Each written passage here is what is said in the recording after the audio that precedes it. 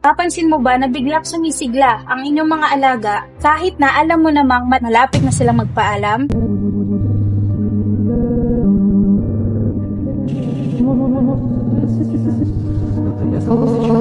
Meron din ganyan sa ating mga hayop.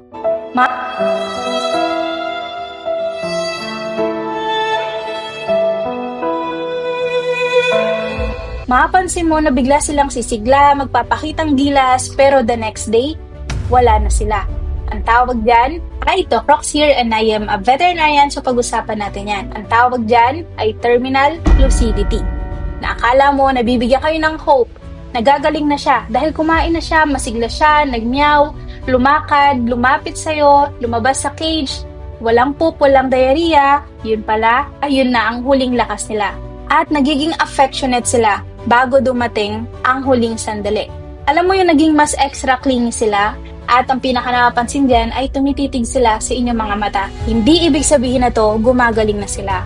Isa itong mysterious phenomenon. Kumbaga, parang last gift na yan sa atin.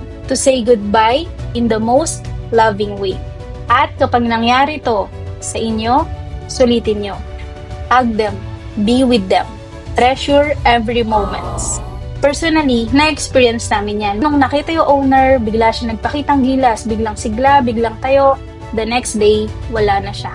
Na-experience mo na rin ba yan sa inyong mga alaga? Share your story at baka makatulong ka pa sa iba. Okay? So yun lang. Follow for more vet tips.